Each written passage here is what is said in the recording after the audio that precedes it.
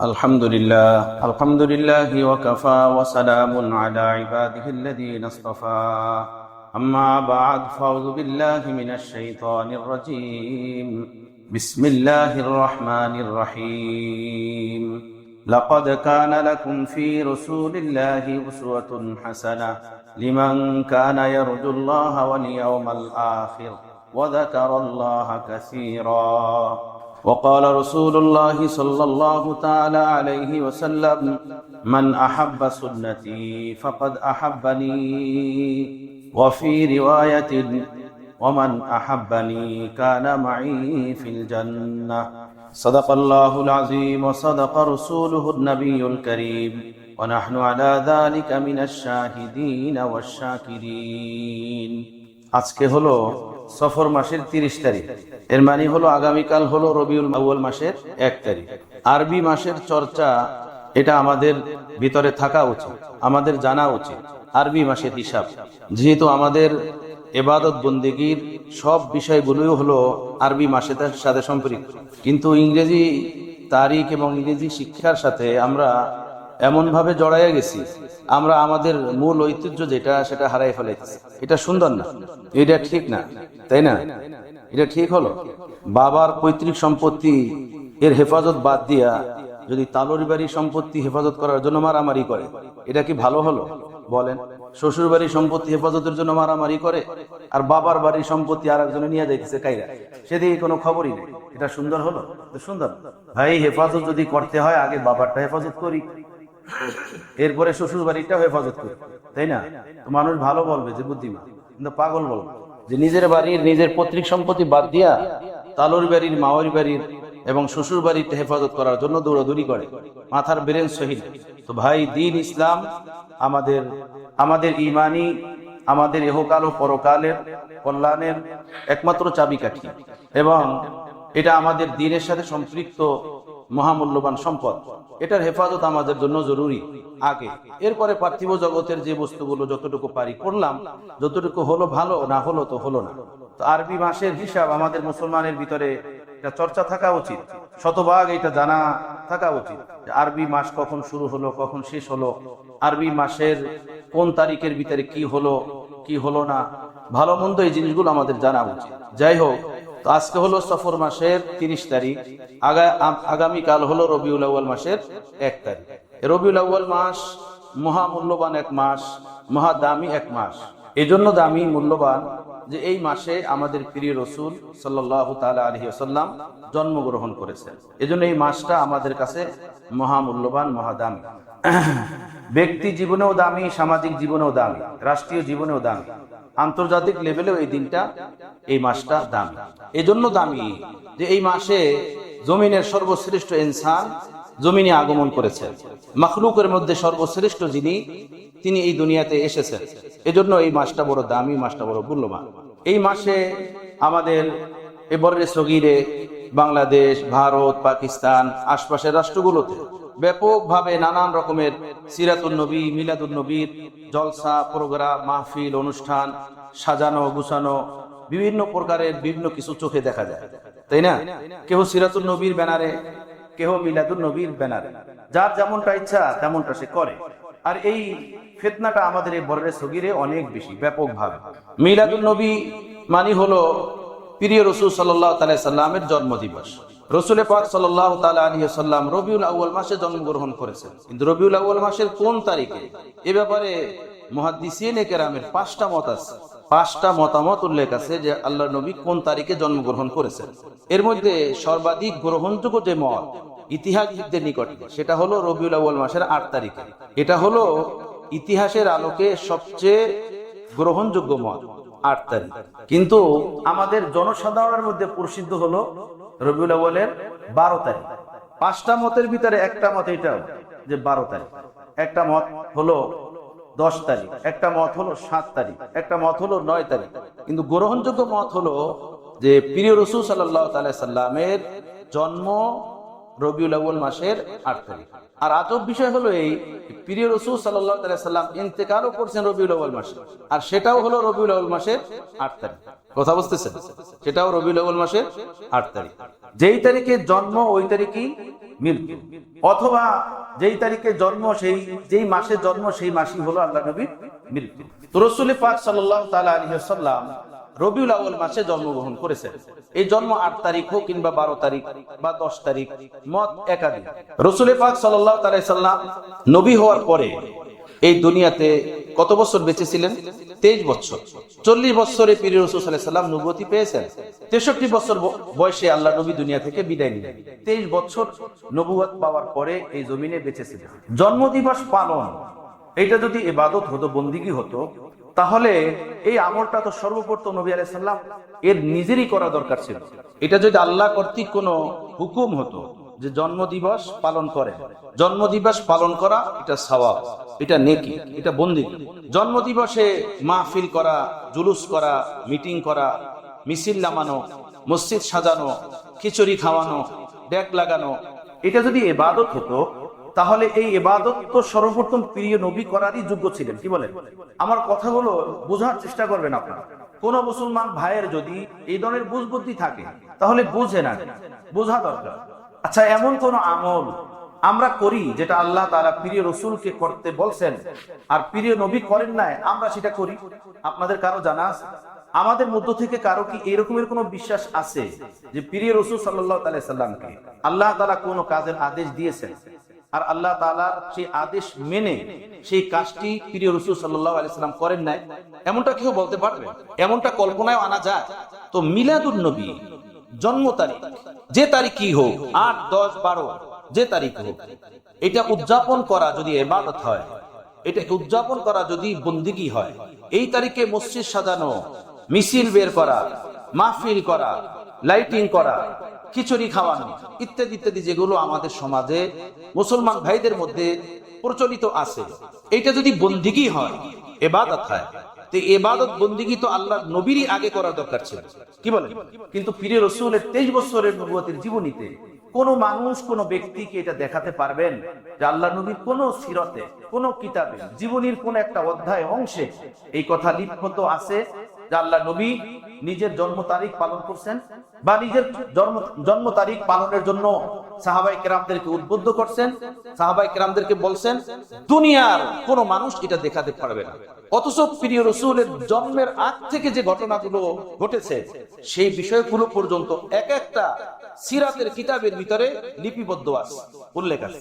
জন্মের আগ থেকে নিয়ে নবী আলাইহিস সালাতু ওয়াস সালামের জন্ম কি, নবী আলাইহিস সালামের মা বাবার ইতিহাস পর্যন্ত, তাদের বিবাহের ইতিহাস পর্যন্ত, হযরত আব্দুল্লাহ এবং হযরত আমিনার যে বিবাহ হয়েছে সেই বিবাহের কথাবার্তা পর্যন্ত পুঙ্খানুপুঙ্খানু ভাবে উল্লেখ আছে কিতাবের ভিতরে। আল্লাহ নবীর জীবনীতে যদি কোথায় ওইটা উল্লেখ না থাকে যে জন্ম তারিখ মিলাদুন নবী 12 রবিউল আউয়াল, এটা পালন করা ইবাদত, এটা বন্দিগি, আর আল্লাহ নবী সাল্লাল্লাহু আলাইহি সাল্লামের 23 বছরের নবুয়তের জীবনীতে কোথায় যদি উল্লেখ না থাকে তাহলে এটা কি ইবাদত হতে পারে? এটা বন্দিগি হতে পারে? আমার ভাই, প্রিয় রাসূল সাল্লাল্লাহু তাআলা আলাইহি সাল্লাম 23 বছর নবুয়তির সাথে নবী হিসাবে এই দুনিয়াতে বেঁচে ছিলেন, উম্মতকে দ্বীনের দিকে ডাকছেন, নিজেও সেই দ্বীনের উপরে আমল করেছেন। এভাবে দুনিয়া থেকে বিদায় নেওয়ার আগ পর্যন্ত আল্লাহ পাকের হুকুমের উপরে অটল অবিচল এক জিন্দেগি যাপন করেছেন। নবী আলাইহিস সালাতু ওয়াস সালামের পরে নবী আলাইহিস সালাতু ওয়াস সালামের হাতে গড়া সাহাবায়ে কেরাম নবী আলাইহিস সালাতু ওয়াস সালামের মুসাল্লায় দাঁড়িয়ে ইসলামের এক একটা বিষয়ের উপরে তারা জানের বাজি লাগিয়ে নিজেরা আমল করেছেন এবং উম্মতের কাছে পৌঁছানোর জন্য শতভাগ তারা চেষ্টা করেছেন। ওই সাহাবা যারা এক একটা সুন্নতের উপরে জান দিতেন, আল্লাহ নবীর এক একটা ইশারার উপরে জান কুরবানের জন্য প্রস্তুত ছিলেন। বলুন, এই ঈদে মিলাদুন নবী, 12 তারিখের মিটিং মিছিল, 12 তারিখের খানা খাদ্য অথবা রবিউল আউয়াল মাস কেন্দ্রিক যতগুলো কাজই আজকে মুসলমান সমাজে প্রচলিত আছে, এটা যদি ইবাদত হতো তাহলে বলেন হযরত আবু বকর সিদ্দিক রাদিয়াল্লাহু তাআলা আনহু যখন খলিফা হলেন, কি আবু বকর সিদ্দিকের মতো মানুষ নবী প্রেমের এই আদর্শ, এই সুন্নাত বা এই আমল, এই নেকি এটা ছেড়ে দিতেন? নবীর পরে উম্মতের মধ্যে ওই মানুষটাকে যিনি নবী আলাইহিস সালাতু ওয়াস সালামকে সবচেয়ে বেশি ভালোবাসতেন, বলেন? আবু বকর, হযরত আবু বকর সিদ্দিক রাদিয়াল্লাহু তাআলা আনহু। নবীর প্রেমে, নবীর মহব্বতে, নবীর ভালোবাসায় যদি মিলাদুন নবী উদযাপন করা এটা ইবাদত হতো, বন্দিগি হতো, নেকি হতো, তাহলে এটা সর্বপ্রথম উম্মতের মধ্যে আবু বকর সিদ্দিকী করতেন। কি বলেন আমার মুসলমান ভাই? আবু বকরের পরে ওমর, ওসমান, আলী, হায়দার, সাহাবায়ে কেরাম যারা এক একটা বিষয়ের উপরে জান দিতে প্রস্তুত ছিলেন।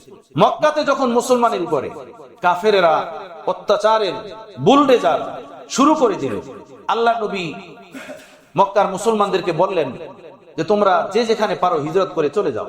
তো কিছু মুসলমান নিজেদের জান আওলাদ পর্যন্ত বাঁচানোর জন্য হিজরত করে হাবশাতে চলে গিয়েছিলেন। ঘটনা অনেক লম্বা, সংক্ষেপ হলো এই, ওই যে মুসলমান জান বাঁচানোর জন্য হাবশাতে গিয়েছিলেন, তাদেরকে সেখান থেকে ফিরিয়ে এনে মক্কাতে শাস্তি দেওয়ার জন্য মক্কার লিডাররা পরামর্শ করে আবু সুফিয়ানকে হাবশাতে পাঠায় যে হাবশার যিনি রাজা তার সাথে দেখা করো, দেখা করে এখান থেকে যে মুসলমানগুলো পালিয়ে সেখানে গেছে তাদেরকে ধরে আনো, এখানে শায়েস্তা করতে হবে তাদের। আবু সুফিয়ান সেখানে গেলে হাবশার বাদশা নাজ্জাশী তাকে অনেকগুলো কথা জিজ্ঞেস করেছেন। তার মধ্য থেকে একটা কথা বলবো শুধু, যে নাজ্জাশী জিজ্ঞেস করেছেন যে আচ্ছা, এই যে তোমাদের এলাকাতে নবী এসেছেন, উনি যে নবুয়তি দাবি করেন, ওনার যারা অনুসারী ওনাকে কেমন ভালোবাসে, ওনাকে কেমন মহব্বত করে? তো আবু সুফিয়ান বলেছিল, হে বাদশা, আমরা মহব্বত ও ভালোবাসার এমন দৃষ্টান্ত এই জমিনে কোনোদিন দেখি নাই।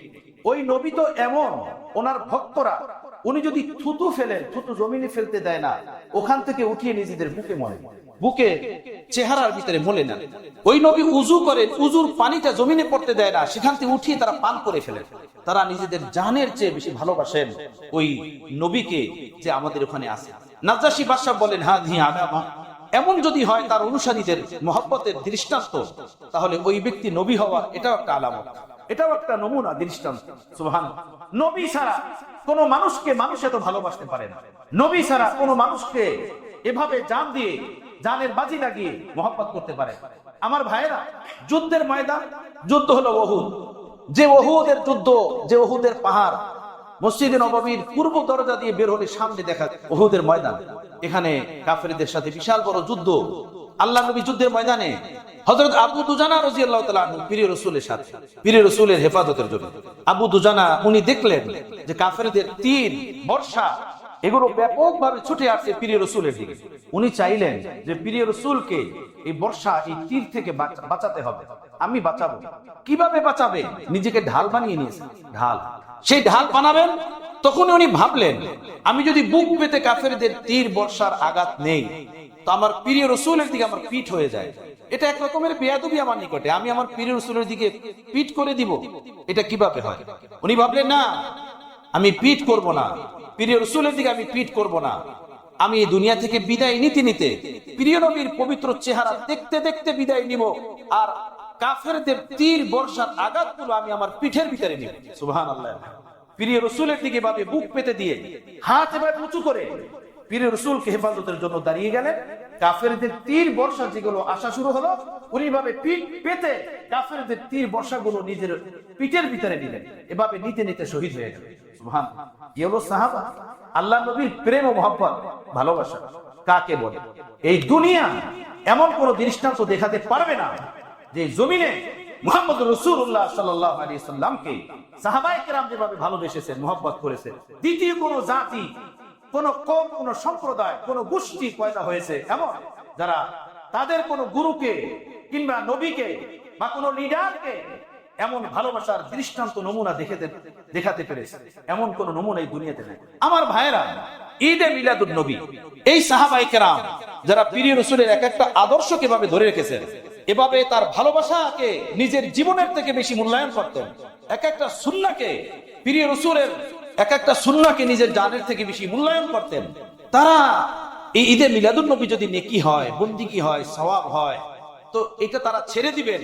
এটা কোনো বুদ্ধিমান, আকলমান মানুষ এটা মানতে পারে? বলেন আপনারা। এইটা ওরা করবেন না, এটা মানা যায় কখনো? আল্লাহু আকবার। জুমার দিন আল্লাহ নবী মসজিদে নববীতে খুতবা দিতেছেন, তো দেখবেন বয়ান হলে, খুতবা হলে কিছু মানুষ পাশে দাঁড়িয়ে থাকে, দাঁড়িয়ে দাঁড়িয়ে দেখে। এটা যদিও আদবের খেলাফ, মজলিসের সুন্নাতের খেলাফ। নিয়ম হলো কোন মানুষ কোথায় বয়ান হচ্ছে, যদি তার শোনার সুযোগ থাকে সে শুনবে, বসে যাবে, সুযোগ নাই তো চলে যাবে। পাশে দাঁড়িয়ে ভিড় করা এটা সুন্নাতের খেলাফ তরিকা। তো কিছু সাহাবা এভাবে সামনে দাঁড়িয়েছিলেন মসজিদে নববীর চতুর্ধারে। আল্লাহর নবী তাদেরকে দেখে বললেন, ইজলিসু, তোমরা বসে যাও, বসে পড়ো। তো হযরত আব্দুল্লাহ ইবনে মাসউদ রাদিয়াল্লাহু তাআলা আনহু উনি মসজিদের দিকে আসতেছিলেন, রাস্তার ভিতরে ছিলেন অনেক দূরে। দূর থেকে উনি আল্লাহ নবীর এই শব্দ শুনলেন, ইজলিসু, তোমরা বসে পড়ো। উনি সেই দূরে রাস্তার ভিতরে ঠাস করে বসে পড়ছে, ধারাম করে বসে পড়ছে। কথা বুঝতেছেন? নামাজ শেষে আল্লাহ নবী সাল্লাল্লাহু আলাইহি ওয়াসাল্লাম হযরত আব্দুল্লাহ ইবনে মাসউদকে বললেন, আমি তো বলেছিলাম ওই সকল লোকদেরকে যারা পাশে দাঁড়ানো, মসজিদের চতুর্দিকে দাঁড়ানো, তুমি তো দূরে ছিলে রাস্তায়, তুমি বসলে কেন? হযরত আব্দুল্লাহ ইবনে মাসউদ বলেন, ইয়া রাসূলুল্লাহ, আপনার জবানের এই কথা যে বসে যাও আর আমি দাঁড়িয়ে থাকবো, এটা আমার শক্তিতে ছিল না।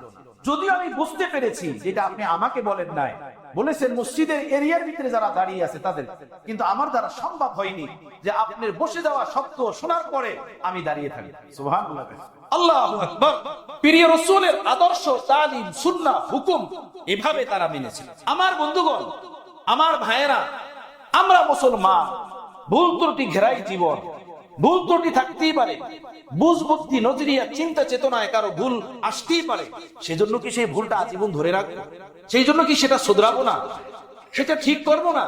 কোন মুসলমান যদি মনে করে যে 12ই রবিউল আউয়াল মিলাদ মাহফিল করা, মিছিল করা, মিটিং করা, খিচুড়ি ট্যাঙ্ক লাগানো, মসজিদ সাজানো, এটা বন্দেগী, এটা ইবাদত, এটা সওয়াব, এটা যদি সে মনে করে থাকে, তাহলে তার এটা বিবেচনা করা উচিত, আমার এই মনে করাটা আসলে কোরআন সুন্নাহ মতো, নাকি আমার মনের একটা শুধু খাহেশ।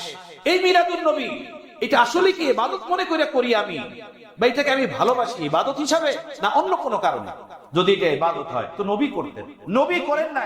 নবীর পরে লক্ষ সাহাবা, যাদেরকে আল্লাহ নবী নিজের হাতে বানিয়ে সাজিয়ে এই জমিনে রেখে গেছেন, পরবর্তী উম্মত কিয়ামত পর্যন্ত আসবে তাদের দাঁড়ে দাঁড়ে তাদের মেহনতের বরকতে দিন পৌঁছানোর জন্য।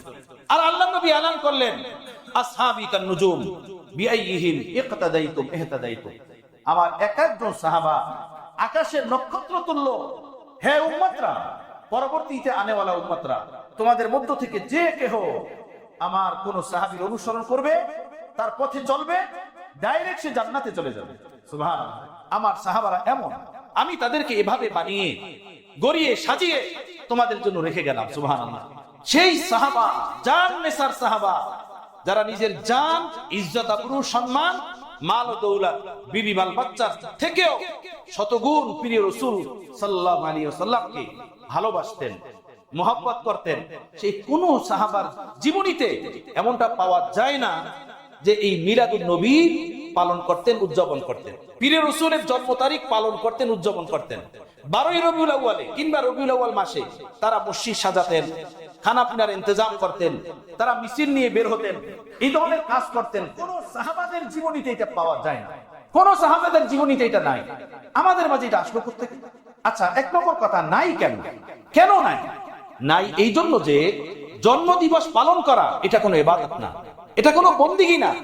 আল্লাহর নবী নিজের প্রশংসা করানোর জন্য নিজের জন্ম দিবস, মৃত্যু দিবস পালন করুক, সেটা শিখানোর জন্য দুনিয়াতে আসেন নাই।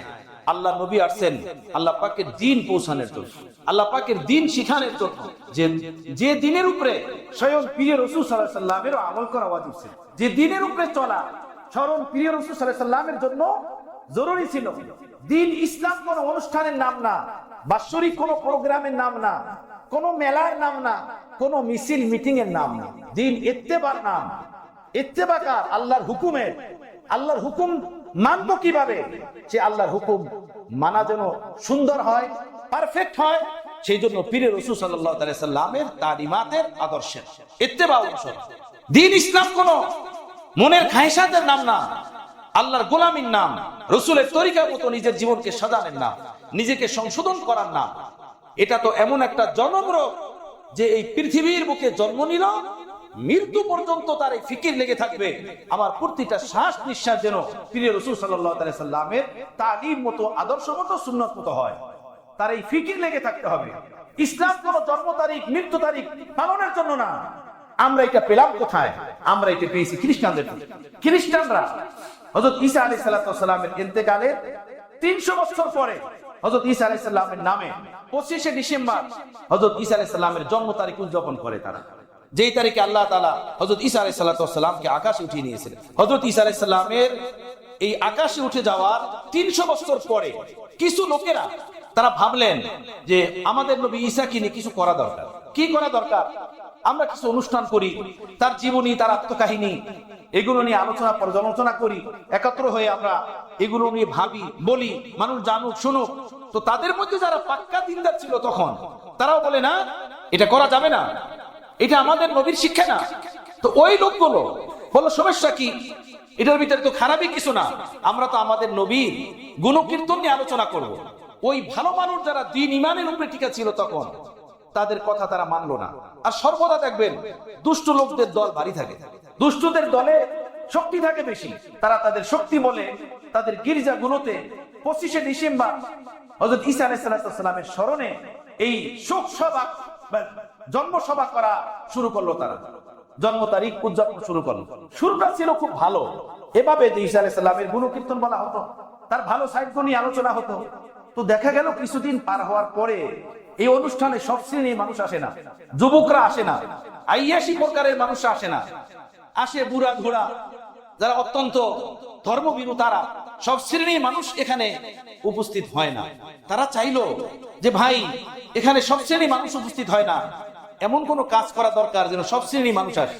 তো তারা কিছু নাচ, গজল, সুর সার দিয়ে, তবলা বাঁশি দিয়ে বাজানো শুরু করলো, যাতে কিছু যুবকরা আসে, কিছু এই ধরনের মানুষও আসে, এই ধরনের জিনিসগুলোকে যারা মহব্বত করে, ভালোবাসে। দেখা গেল কিছু মানুষ অ্যাড হয়েছে, কিন্তু এখনো মজমা বড় হয় না। এভাবে দীর্ঘদিন চললো। কিছুদিন পরে ভাবলো না, এটাকে আরো মডিফাই করা দরকার। এর ভিতরে তারা নাচ গান শুরু করলো। আর গানের আসর, নাচের আসর, যেটা যুবকদের যৌবন চাহিদার সবচেয়ে বড় একটা বস্তু, এই যুবকরা এর উপরে ঝাঁপিয়ে পড়লো। নাচের আসর, গানের আসর।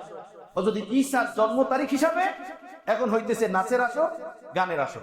আর যেখানে নাচ হয়, গান হয়, যুবক যুবতীরা থাকে, সেখানে কি হয় বলেন? সেখানে মদ হয়, সেখানে জুয়া হয়, সেখানে জেনা হয়, সব হয়।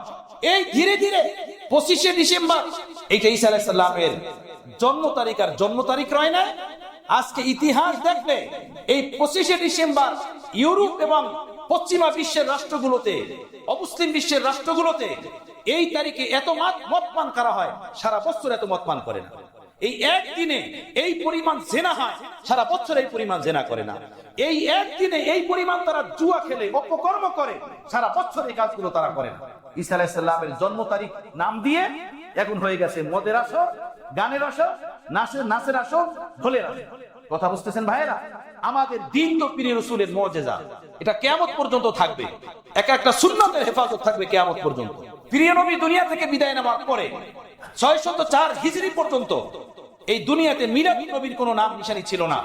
1207 খ্রিস্টাব্দ পর্যন্ত এটার কোনো নাম নিশানি ছিল না।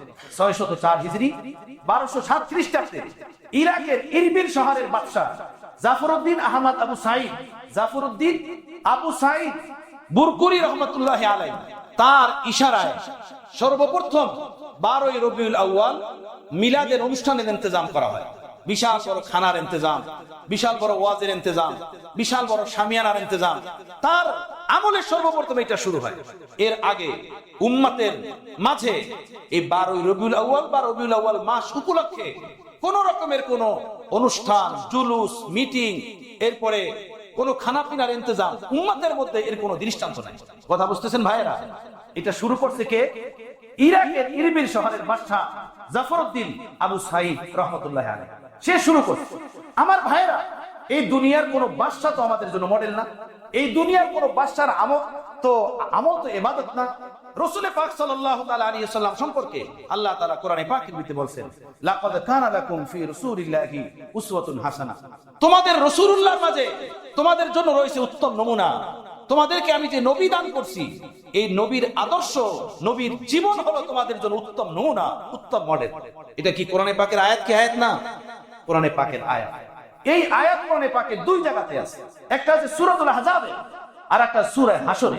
এই দুই আয়াতের ভিতরে আল্লাহ বলেন, হে মুসলমানরা, হে মানুষরা, হে ঈমানদাররা, তোমাদেরকে যে আল্লাহ নবী দান করছেন, আমি যে রসুল দান করছি, এই তোমাদের রাসূলুল্লাহর মাঝে তোমাদের উত্তম নমুনা আদর্শ, তোমাদের কর্মে, ধর্মে, বর্ণে, ফিকিরে, আফকারে, চলনে, বলনে, প্রতিটা ক্ষেত্রে থাকবে রাসূলুল্লাহ সাল্লাল্লাহু আলাইহি সাল্লামের আদর্শ ও শিক্ষা। তুমি যেই হও না কেন, যে মানুষই হও না কেন, যে লেভেলেরই হও না কেন, তোমার জন্য রাসূলের জীবনী হলো উত্তম নমুনা ও আদর্শ।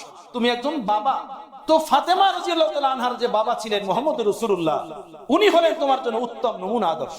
প্রিয় রাসূল বাবা ছিলেন, প্রিয় রাসূল বাবা হিসাবে তার সন্তানের লালন পালন দায়ভার কিভাবে পালন করেছেন তোমার জন্য সেটা জানা জরুরি। তুমি একজন স্বামী, তো প্রিয় রাসূলও স্বামী ছিলেন, প্রিয় রাসূলেরও একাধিক বিবি ছিলেন। প্রিয় রাসূলের শিক্ষা, বিবিদের সাথে চলন বলন, তাদের সাথে রেহেন সেহেন, এটা হলো উত্তম নমুনা তোমাদের জন্য। তুমি স্বামী হিসাবে তুমি দেখো প্রিয় রাসূলের জীবনী তার স্ত্রীদের সাথে কেমন। তুমি একজন শাসক, তুমি একজন দেশের শাসক, দেশ প্রধান, তো দেখো মদিনার দেশ প্রধান যিনি ছিলেন, শাসক ছিলেন, যিনি হাকিম ছিলেন, নবী মুহাম্মদ রাসূলুল্লাহ সাল্লাল্লাহু আলাইহি সাল্লাম, তিনি কিভাবে মদিনা শাসন করেছেন, কিভাবে মদিনা সাজিয়েছেন, কিভাবে উম্মতের মাঝে কাজ করেছেন, তোমার জন্য সেই নবীর মদিনার হাকিমের শাসকের জীবনী হলো উত্তম নমুনা। তুমি একজন ব্যবসায়ী, তো নবী মুহাম্মদ রাসূলুল্লাহর দিকে তাকাও, শামে ইরাকে পীর রাসূল ব্যবসা করেছেন, পীর রাসূলের সেই ব্যবসার কার্যক্রম কেমন ছিল, তুমি তার ইতিহাস খোঁজো, তার জীবনী খোঁজো, তার আদর্শ দেখো, সেখান থেকে তোমার জন্য শিক্ষা। সুবহানাল্লাহ বিহামদিহি। তুমি একজন শ্রমিক, তুমি একজন সাধারণ মানুষ, গায়ে খাটা মানুষ, তো দেখো পীর রাসূল মক্কাতে টাকার বিনিময়ে মক্কার কাফেরদের বকরি মাঠে ঘাটে পাহাড়ে ঘাস খাওয়াইছেন, রাখালের কাজ করছেন রাসূল পাক সাল্লাল্লাহু আলাইহি সাল্লাম। সেটা করেন নাই, মূলত উম্মতের শিক্ষা ছিল, মজদুর প্রকার মানুষের জন্য শিক্ষা ছিল, আল্লাহ তাআলা শিক্ষা রেখেছেন, এই জন্যই মূলত পীর রাসূলের দ্বারা এই কাজগুলো আল্লাহ তাআলা করিয়েছেন। তুমি একজন মজদুর মানুষ, শ্রমিক মানুষ, তো পীর রাসূলের দিকে তাকাও, পীর রাসূল কিভাবে এই কাজ আঞ্জাম দিয়েছেন, পীর রাসূলের সেই কাজগুলো তোমার জন্য শিক্ষা। সুবহানাল্লাহ। আল্লাহ তাআলা কোরআনে পাকের ভিতরে তাই বলতেছেন, লাকাদ কানা লাকুম ফি রাসূলিল্লাহি উসওয়াতুন হাসানা। হে উম্মতরা, হে মানুষরা, হে মুসলমানরা, তোমরা যে লেভেলেরই হও, যেই হও না কেন, যেই হও না কেন, রাসূলুল্লাহর জীবনের মাঝে তোমার জন্য রয়েছে উত্তম নমুনা। এর থেকে উত্তম নমুনা তুমি দুনিয়াতে কোথাও পাবে না। সুবহানাল্লাহ। তুমি ইমাম, তুমি খতিব, তুমি বক্তা, তুমি ওয়াইজ, তুমি দ্বীনের মুবাল্লিগ, তাবলীগ করো, ওয়াজ করো, তুমি পীর, তুমি যাই হও না কেন, রাসূলের জীবনের দিকে তাকায় দেখো, রাসূল ইমাম ছিলেন, রাসূল ওয়াইজ ছিলেন, রাসূল বক্তা ছিলেন, রাসূল খতিব ছিলেন, রাসূল দায়ী ছিলেন। আল্লাহ তো রাসূল কেমন রাসূল বানিয়ে পাঠিয়েছেন, কিয়ামত পর্যন্ত এই উম্মতের মধ্যে এমন কোন কাজ পাওয়া যাবে না যে কাজের নমুনা পীর রাসূল সাল্লাল্লাহু আলাইহি ওয়াসাল্লামের জীবনীতে নাই। সুবহানাল্লাহ। তাই আল্লাহ বলতেছেন, লাকাদ কানা লাকুম ফি রাসূলিল্লাহি উসওয়াতুন হাসানা, তোমাদের জন্য তোমাদের রাসূল উত্তম নমুনা, উত্তম মডেল। এখন 12 রবিউল আউয়ালের অনুষ্ঠান, প্রোগ্রাম, জলসা জুলুস, মিটিং, মসজিদ সাজানো, খিচুড়ি খাওয়ানো, এটা যদি ইবাদত হয় আমার মুসলমান ভাইরা, তো বলুন আমাদেরকে দেখান যে কোরআন সুন্নাহে এবং নবী আলাইহিস সালাতু ওয়াস সালামের 23 বছরের নবুয়তি জীবনের কোন একটা অধ্যায়ে এই কথা উল্লেখ আছে, কোথায় এটা আছে? স্বয়ং নবী করেছেন, বা নবী বলেছেন, বা সাহাবায়ে কেরাম করেছেন, বা সাহাবায়ে কেরাম এটা শিক্ষা দিয়েছেন, বলেছেন, এটার কোন নমুনা, দৃষ্টান্ত, কোন দলিল কেউ দেখাবে আমাদের। আমার ভাইরা, রাসূলুল্লাহ সাল্লাল্লাহু আলাইহি সাল্লামের ইত্তেবা, আল্লাহর হুকুম মতো করাই হলো উম্মতের কাজ। যেই কাজ রাসূল করলেন না, যেই কাজ সাহাবায়ে কেরাম করলেন না, যেটাকে রাসূল ইবাদত মনে করলেন না, সাহাবায়ে কেরাম যেটাকে ভালোবাসার দলিল ও প্রমাণ মনে করলেন না, আমরা আজকে সেইটা নবী প্রেমের দলিল হিসাবে কিভাবে করি বলেন? কিভাবে করি? তাই হয়েছে আজকে একদম খ্রিস্টানদের মতো। খ্রিস্টানরা যেভাবে শুরুতে 25শে ডিসেম্বর হযরত ঈসা আলাইহিস সালামের জন্ম তারিখটা শুধু আলোচনার দ্বারা শুরু করেছিলেন, এরপরে অ্যাড হইতে হইতে এর ভিতরে জুয়া, সুদ, জিনা, মদ সব অ্যাড হয়ে গেছে। আজকে যে সকল মুসলমান ভাইয়েরা এই কাজগুলো করে, আজকে রাস্তায় মিছিল নিয়ে নেমেছে তারা, তাদের মিছিলের ভিতরে ছেলে মেয়েরাও থাকে, বাইতুল্লাহ শরীফের ছবি বানানো হয়, মসজিদে নববীর রওজা শরীফের ছবি বানানো হয়, এর চতুর্দিকে ঘোরা হয়, বাইতুল্লাহ শরীফের ছবি বানায় তার চতুর্দিকে ঘোরা হয়। হিন্দুদের মধ্যে যেভাবে প্রথা আছে, এভাবে সাবিহা বানায়া, দৃশ্য বানায়া, এগুলো নিয়ে পূজা করা, আজকে মুসলমানের মধ্যে যে ভাইয়েরা তাদের ভুল বিশ্বাসের কারণে, ভুল বোঝার কারণে, নফসের তাড়নার কারণে এই পথে হেঁটে গেছে, আজকেও ধীরে ধীরে তারা সেই কাজগুলো করা শুরু করেছে। কথা বুঝতেছেন? পাকিস্তানের এক জায়গাতে দেখলাম সেখানে মিছিল বের হয়েছে, নবী প্রেমের মিছিল, 12 রবিউল আউয়াল, সেখানে নারীরাও নামছে হাতে ঝান্ডা নিয়ে, পতাকা নিয়ে। নবী প্রেম, নবী ভালোবাসা, নবী ভালোবাসা এই জিনিসের নাম। আহা, হযরতে সাহাবায়ে কেরাম রিজওয়ানুল্লাহি তাআলা আলাইহিম আজমাইন নিজের জানের বাজি রেখে এক একটা সুন্নাতের উপরে আমল করেছেন, সুন্নাত ছাড়েন নাই। একটা ঘটনা বলি, হযরতে হুযায়ফা বিন ইয়ামান রাদিয়াল্লাহু তাআলা আনহু, রবি ইবনে আমির রাদিয়াল্লাহু তাআলা আনহু, যারা ফাতেহে ইরান ছিলেন, ইরানকে যারা বিজয় করেছেন, তৎকালীন জমানায় এটার নাম ছিল কিসরা, সুপার পাওয়ার, বিশ্বের সুপার পাওয়ার। আল্লাহ নবী বলে গেছেন, আমার সাহাবীরা এই সুপার পাওয়ারকে পায়ের নিচে পদতলিত করে শেষ করে দিবে, এবং আমার সাহাবাদের পতাকা আমি কিসরার শাহী মহলের উপরে ঝুলতে দেখতেছি। সুবহানাল্লাহ। আল্লাহ নবী ভবিষ্যৎবাণী করে গেছে। কথা বুঝতেছেন? আল্লাহ নবী তো দুনিয়া থেকে বিদায় নিলেন, দুনিয়া থেকে চলে গেলেন। হযরত হুযায়ফা বিন ইয়ামান রাদিয়াল্লাহু তাআলা আনহু কিসরা যুদ্ধের সেনাপতি, ওনারা যখন ওখানে গেলেন, কিসরার বাদশা সে বুঝতে পারছেন যে এদের সাথে লড়াই করে পারবো না, তবে শুরুতে একটু কলাকৌশল অবলম্বন করি, তাদেরকে ঘায়েল করা যায় কিনা। তারা পরামর্শের সাপেক্ষে তারা বললো যে এদেরকে আমরা আগে আমাদের রাজপ্রাসাদে খানার দাওয়াত দিই, এরা আসুক, এদের অস্ত্র শস্ত্র, এদের জনবল শক্তি সবগুলো আমরা দেখি, পুরো পরিস্থিতি আমরা পর্যবেক্ষণ করি, এরপরে তাদের সাথে যুদ্ধে আমরা নামবো। বাদশার হুকুমে অনেক বড় খানার ইন্তজাম করা হলো, ওনাদের কাছে খবর পৌঁছানো হলো, বাদশা আপনাদের সাথে যুদ্ধ লড়বেন, পরে আসুন আপনাদেরকে আলোচনা পর্যালোচনার জন্য দাওয়াত দেওয়া হলো, আপনারা আসেন, রাজপ্রাসাদে আসেন। রাজপ্রাসাদে যাওয়ার জন্য প্রস্তুতি নিলেন। 2 জন সাহাবী কথা বলবেন, হ্যাঁ, 2 জন সাহাবী গেলেন। একজন হলেন হযরত হুযায়ফা বিন ইয়ামান, আরেকজন হলেন রবি ইবনে আমির রাদিয়াল্লাহু তাআলা আনহু। ওনারা যখন রাজপ্রাসাদের গেটে গিয়ে দাঁড়ালেন, শূন্য যিনি ছিলেন দারোয়ান, সে বলতেছে তোমাদের কাপড় চোপড় তো অনেক ময়লা, এরা আরব থেকে আসছে যুদ্ধ করতে করতে, দীর্ঘদিনের মুসাফির, এরপরে মুসলমান, সাদাসিধা জীবন, এই ময়লা কাপড় চোপড় পরে তোমরা এই সুপার পাওয়ার বিশ্বের কিসরার বাদশা, তার সাথে তোমরা দেখা করতে যাবে? এটা হবে না। ধরো তোমাদেরকে আমরা ভালো কাপড় চোপড় দিই, সেটা পরো। ভালো কাপড় চোপড় ইস্তারি করা, নামি দামি বাদশার পক্ষ থেকে হাদিয়া ওনাদের 2 জনের সামনে পেশ করা হলো। রবি ইবনে আমির রাদিয়াল্লাহু তাআলা বলেন, না, এই জামা আমরা পরবো না।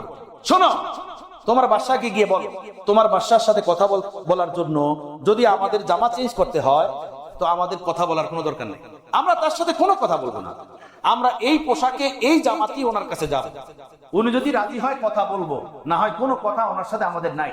কথা বুঝতেছেন? এই দারোয়ান সে পড়ছে বিপাকে, যে না, আরে ভাই কি অবস্থা, ভালো কাপড় দিলাম তাও পড়তে রাজি না।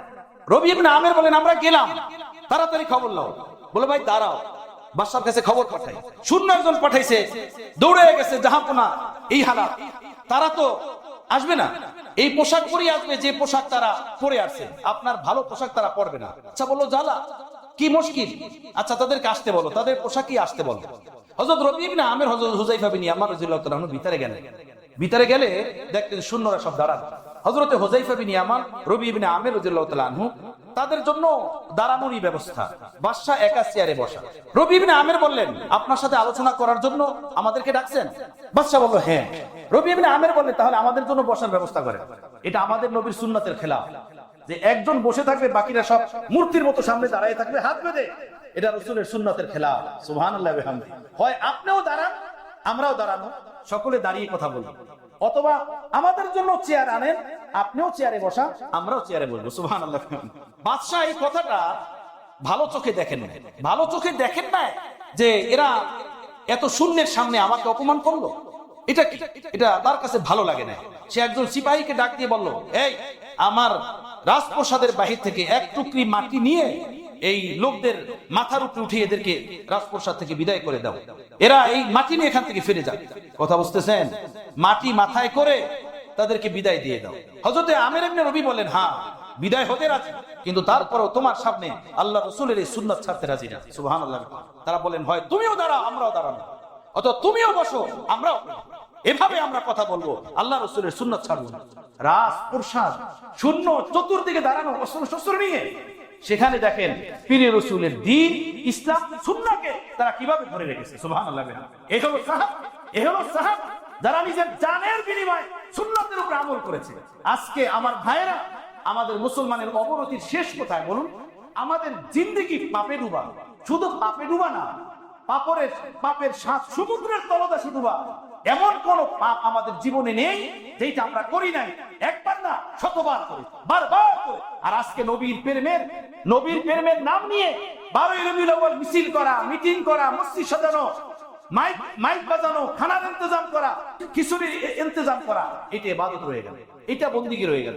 মুখে দাড়ি নাই, সুন্নতি লেবাস নাই, টিভি থেকে ঘর দুয়ার মুক্ত নাই, ঘরে পর্দা নাই, শরীয়ী জীবনযাপন নাই। এটা তো খ্রিস্টানদের মতো হয়ে গেল, অমুসলিমদের মতো হয়ে গেল। খ্রিস্টানরা অমুসলিমরা যেভাবে বাৎসরিক একটা অনুষ্ঠান করা কি নিজেরা নিজেদের ধর্মের বড় দায়িত্ব পালন করে ফেলেছে, নবী প্রেমের হক আদায় করে ফেলেছে, এমনটা মনে করে। আমরাও তো তাই করতেছি।